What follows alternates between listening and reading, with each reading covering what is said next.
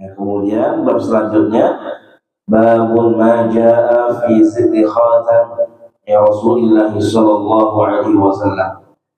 Ya, bab tentang yang membahas tentang ya cincin khatam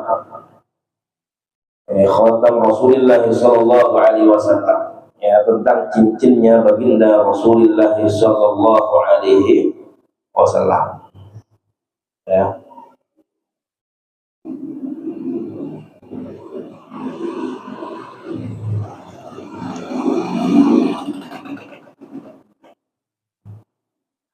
Kemudian disebutkan ya tentang bab ini, tentang bagaimana cincinnya baginda Rasulullah sallallahu alaihi wasallam. Ya, dari hadis ya haddatsana Qutaibah bin Sa'id wa ghairu wahid an Abdullah bin Wahhab an Yunus an Ibn Shihab an Anas bin Malik qala kana khatamun Nabi sallallahu alaihi wasallam min warakin wa kana fassuhu habasyian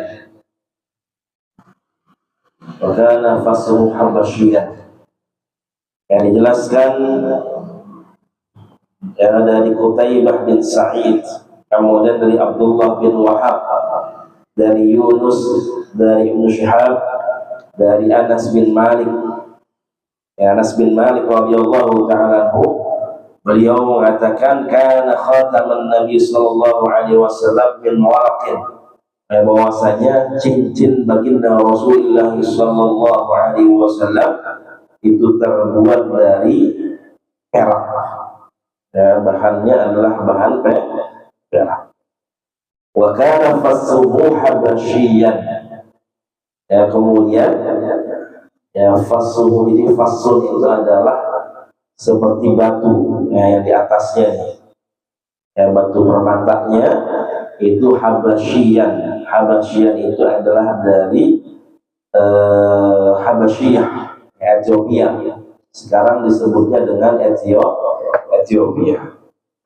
Jadi batu ya, atau apa, batu permata ataupun ukiran atau tambahan di atas perak itu ya, di atas perak itu terbuat dari batu permata yang memang dibawa dari Ethiopia. Ya, tapi bahan dasarnya yang melingkar di cincin di jari beliau adalah dari perak. Ya, cincin baginda Rasulullah sallallahu alaihi wasallam.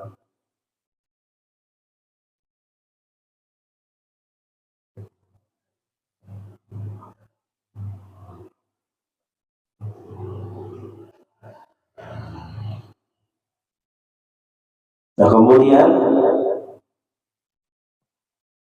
ini juga hadis yang menjelaskan ya, para ulama juga menjelaskan tentang ya cincin yang terbuat dari selain perak, ya boleh enggak? Ya, karena cincinnya baginda Rasulullah sallallahu alaihi wasallam itu terbuat dari perak.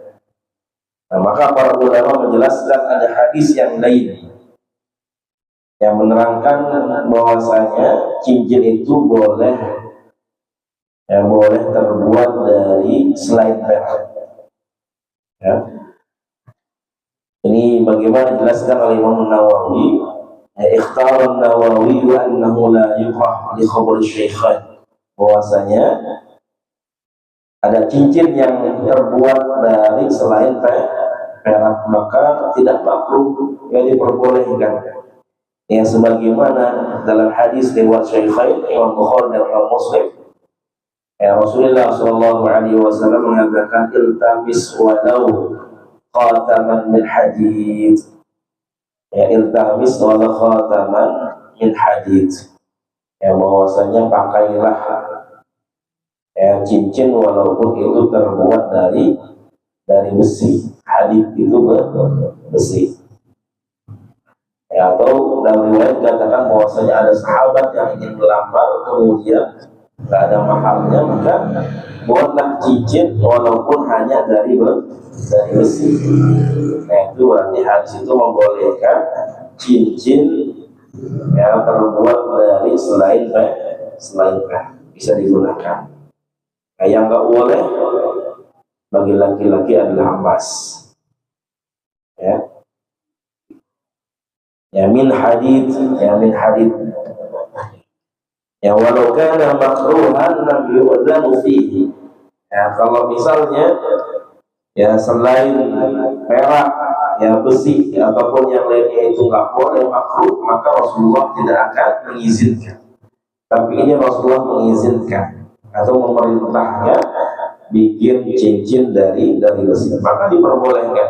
Artinya selain emas apapun, ya mau dari kuningan, ya dari aluminium misalnya dan sebagainya, maka diperbolehkan silahkan. Iltamis wal khataman min hadid. Ya, hadid itu adalah besi, makanya ada surat hadid atau ya ada apa marga al-haddad, ya al-haddad. Nah itu tentang bagaimana bentuk ya cincinnya baginda Rasulullah sallallahu alaihi wasallam. Kemudian hadis selanjutnya, hadatsana Qutaibah hadatsana Abu Awana an Abi Bashar an Nafi' an Ibni Umar anna an-nabiy sallallahu alaihi wasallam ittakhadha khataman min fiddah fakana yakhtamu bihi wa la yalbisuhu.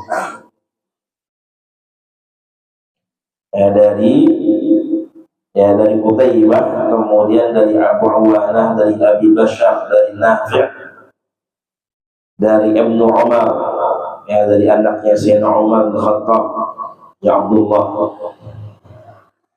Dari Abdullah bin Umar, beliau mengatakan anna Nabiyya sallallahu alaihi wasallam, sesungguhnya baginda Rasulullah sallallahu alaihi wasallam ittakhadha khataman min fiddah. Rasulullah bikin cincin dari perak.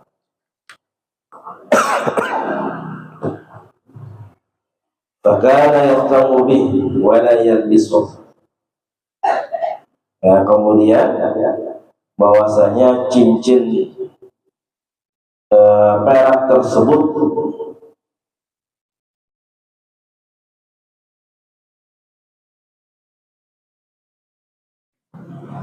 ya, cincin perak tersebut dibuat cap. Ya, nanti ada penjelasan tentang bagaimana Rasulullah kan suka ngirim ya stempel, suka ngirim surat ke raja-raja ya Habasyi, kemudian raja-raja Persia, Romawi, kemudian itu distempel dengan cincinnya baginda Rasulullah sallallahu alaihi wasallam. Fakana yahtamu bihi wa la yalbisuh. Bahwasanya Rasulullah mencap atau menstempel dengan cincin beliau wala yalbisuh. Nah ini wala yalbisuh memang artinya wala yalbisuh labisa, artinya enggak dipakai. Ya. Nah ini juga para ulama di sini menjelaskan bahwasanya Rasulullah memakai cincin. Ya, pakai cincin. Kemudian juga tadi di sini jelaskan Rasulullah tidak memakai cincin. Yang memang cincinnya itu tadi terbuat dari perak, kemudian juga dipakai untuk memberikan cap atau stempel. Nah, ini para ulama mengatakan bahwasanya Rasulullah punya cincin ya lebih dari satu. Ya, terkadang Rasulullah melepaskannya atau tidak memakainya, dan ada kalanya Rasulullah juga memakai cincin tersebut, walaupun cincin tersebut buat stempel tapi tetap dipakai oleh baginda Rasulullah sallallahu alaihi wasallam.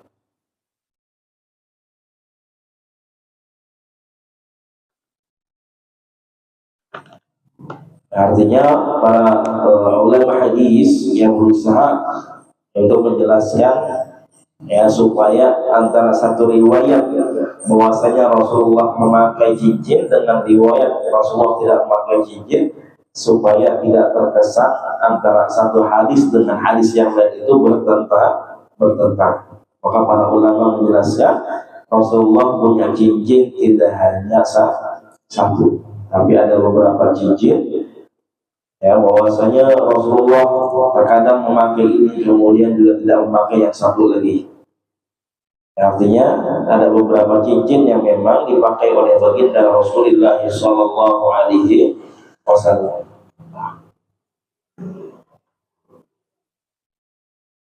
Ya, kemudian juga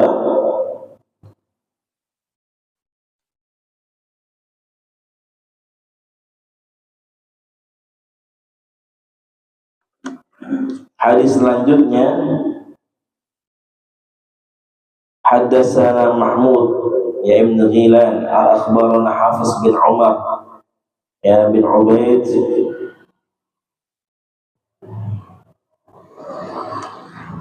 Haddatsana Zuhair Abu Khaisamah an Habib an Anas bin Malik qala kana khataman Nabi sallallahu alaihi wasallam min fiddah wa fassuhu minhu.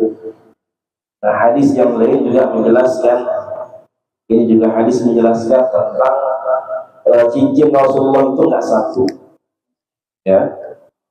Nah, ini hadis berikutnya menjelaskan tentang ya hadis cincin yang lain yang sering juga dipakai oleh baginda Rasulullah Sallallahu Alaihi Wasallam, dari Mahmud bin Ghilan, dari Hafiz bin Umar bin Ubaid, dari Zuhair Abu Khaisamah an Hamid an Anas bin Malik, dari Anas bin Malik beliau mengatakan kana khataman Nabi sallallahu alaihi wasallam, bahwasanya cincinnya baginda Rasulullah sallallahu alaihi wasallam min fiddah, dari perak, fassuhu minha. Kemudian juga ya bagian atasnya yang biasanya kita taruh batu, ya, batu mulia, batu permata dan sebagainya. Nah, itu ada bentuk cincin baginda Rasulullah Shallallahu Alaihi Wasallam, itu atasnya bukan batu permata, ya, atasnya apa? Terbuat sama dari perak juga. Jadi semuanya full perak. Cuman ya, kata para ulama, itu atasnya dibentuk, ya, misalnya ada bentuk bulan, ya, ataupun segitiga, ataupun kotak, ya, hanya sekedar itu saja, ya, tapi ya itu nyatu itu dengan bahannya, semuanya adalah perak, ya, tidak ada batu permata. Kalau tadi kan batu permatanya dari Habasyi, dari Ethiopia. Itu ada cincin baginda Rasul yang batunya memang itu diambil atau dari batu permata di Habasyi. Nah, ada lagi cincin baginda Rasulullah yang semuanya perak, ya. Jadi fasul itu adalah bagian atas dari cincin yang biasanya yang ditaruh batu permata atau batu mulia dan sebagainya. Nah, itu namanya fasul. Nah, maka di sini disebutkan wa fasuhu min, ya, bahwasanya bagian atasnya itu terbuat dari perak, ya.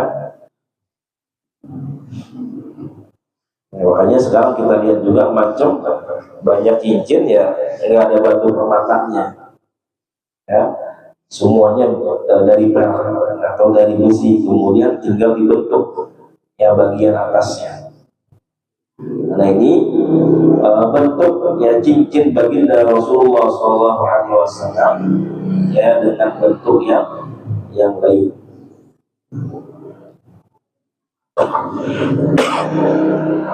Kemudian hadis yang 90, hadis berikutnya, Haddatsan Ishaq Ibnu Mansur Haddatsan Mu'ad Ibnu Hisham qala akhbarani abi an Qatadah an Anas bin Malik. Jadi banyak riwayat hadis ini diriwayatkan dari Anas bin Malik, pembantunya Rasulullah Sallallahu Alaihi Wasallam, yang memang mulazamah dengan baginda Rasulullah SAW. Jadi mulazamah itu ngikutin, nemenin Rasulullah SAW. Ya, yang yang ngatur semua kebutuhan Rasul. Ini memang beliau tahu sekali bagaimana bentuk cincinnya baginda Rasulullah SAW.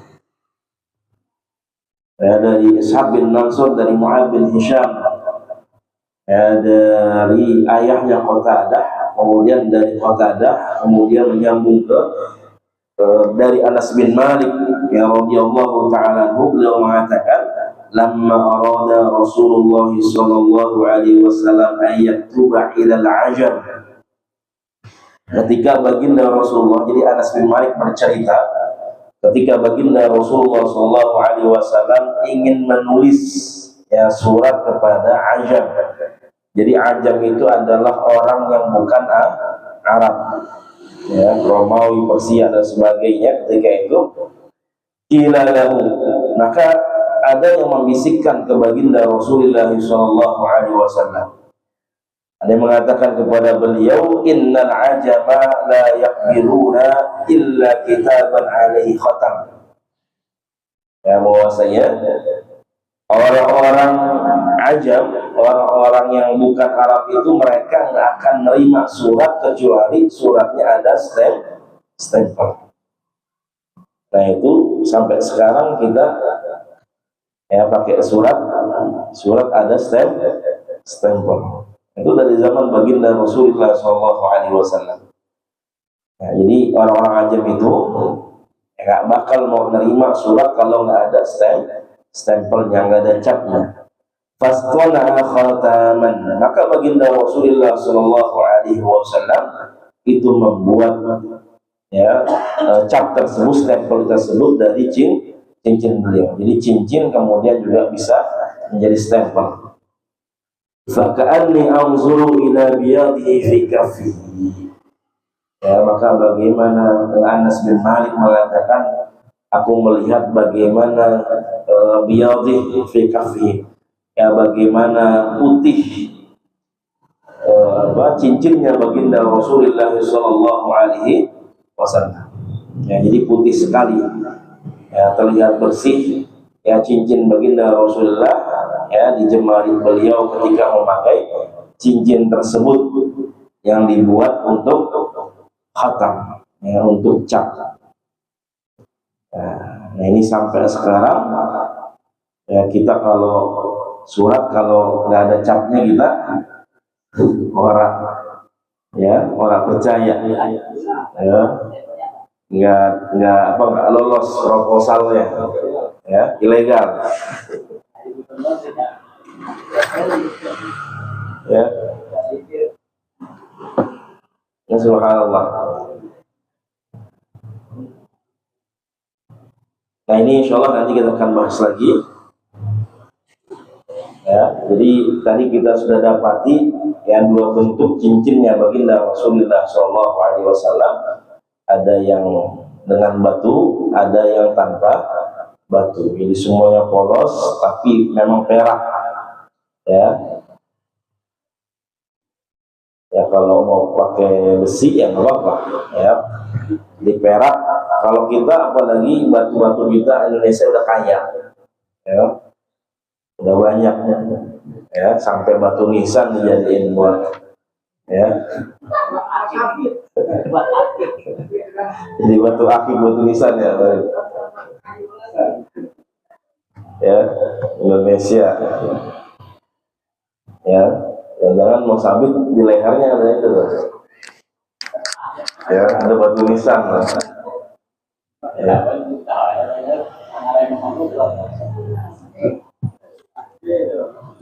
Nah itu insya Allah selanjutnya nanti insya Allah kita akan bahas, ya, masih berbicara tentang bagaimana bentuk cincinnya baginda Rasulullah SAW. Nah, selanjutnya nanti juga membahas di mana baginda Rasul memakai cincinnya, ya, apakah di tangan kanan atau tangan kiri, kemudian apakah batu permatanya ada di atas ataupun ada di bawah. Itu nanti dijelaskan dengan hadis-hadis Ya, ini beberapa hadis yang cukup banyak yang menjelaskan tentang bagaimana apa cincinnya baginda Rasulullah Shallallahu Alaihi Wasallam. Mudah-mudahan ini menambah kecintaan kita kepada baginda Rasulullah Shallallahu Alaihi Wasallam. Ya, walaupun misalnya ada yang nggak suka cincin, tapi karena udah baca, udah dengar bagaimana Rasulullah pakai cincin, ya, maka sehingga dia tertarik ya untuk memakai cincin karena tahu ya, Rasulullah memakai cincin ya, sebagai cintanya kepada baginda Rasulullah Shallallahu Alaihi Wasallam. Baik, mungkin ini saja. Terima kasih. Mohon maaf yang benar dari Allah Jalla wa Ala, yang salah dari pribadi saya mohon maaf yang seluas-luasnya. Hadanallahu wa iyyakum ajma'in wa lafu minkum. Assalamualaikum warahmatullahi wabarakatuh.